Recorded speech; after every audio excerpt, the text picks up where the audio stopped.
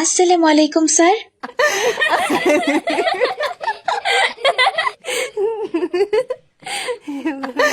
এ কি, ক্লাসের সবাই হাসছে কেন? আমি কি এমন করেছি? আমি তো স্যারকে সালামি দিয়েছি। এই মেয়ে, তুমি কলেজে নতুন ভর্তি হয়েছো নাকি? আর তোমার ড্রেসের এই অবস্থা কেন? আবার দেখছি হিজাব পরে মুখ ঢেকে কলেজে এসেছো, আবার দাঁড়িয়ে আমাকে সালাম দিচ্ছ। আমি কি তোমার কাছে সালাম চেয়েছি? কি বলছেন স্যার? আমি সালাম দিয়ে কি ভুল করলাম? সালামের অর্থ হচ্ছে আপনার উপর শান্তি বর্ষিত হোক। আমি তো আপনার মঙ্গলই কামনা করেছি। তাহলে এখানে ভুল কোথায় স্যার? আমার মঙ্গল কামনা করার তোমার দরকার নেই। আমার ভালো আমি বুঝে নিব। তোমার যেটা কাজ তুমি সেটা করো। আর শোনো, কাল থেকে এমন পোশাক পরে আর কলেজে আসবে না, মডার্ন ড্রেস পরে আসবে, ঠিক আছে? স্যারের এমন কথা শুনে রাদিয়ার মন খুব খারাপ হয়ে গেল আর সে বসে পড়ল। স্যার ক্লাস শেষ করে সেখান থেকে চলে গেল। স্যার চলে যাওয়ার পর কামিনী নামের একটি মেয়ে এসে রাদিয়াকে বলল, hello, my name is Kamini. What is your name? আমার নাম রাদিয়া। তোমার নামটা কিন্তু সুন্দর রাদিয়া, তবে তুমি এত খ্যাত কেন? তোমাকে দেখে তো ভদ্র ঘরের মেয়েই মনে হচ্ছে। তাহলে নিজের চেহারাটা এমন বোরকার মধ্যে আবৃত করে রেখেছো কেন? তুমি কলেজে পড়ো?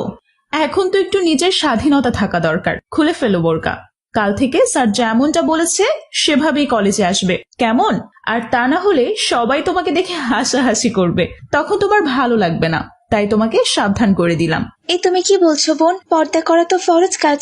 আমি আল্লাহর ফরজ বিধান অমান্য করতে পারবো না। প্রয়োজনে আমি কলেজ পড়াই ছেড়ে দিব, তবু আমি পর্দা করা ছাড়তে পারবো না। পর্দা করা ছেড়ে দিলে নারীর কোনো দাম থাকে না, তখন সেই নারীর অনেক বড় ক্ষতি হয়ে যায়। তোমাকে আমার বলার ছিল বললাম, এখন তুমি যেটা ভালো মনে করবে সেটাই করো।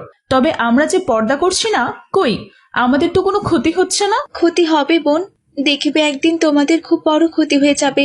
আল্লাহর বিধান অমান্য করলে আল্লাহ সহজে শাস্তি দিতে চান না, কারণ আল্লাহ তার বান্দাকে ভালো হওয়ার সুযোগ দেন, তওবা করার সুযোগ দেন। তবে তারপরেও সেই বান্দা তার রাস্তায় না এলে তবে তিনি শাস্তির ব্যবস্থা করেন।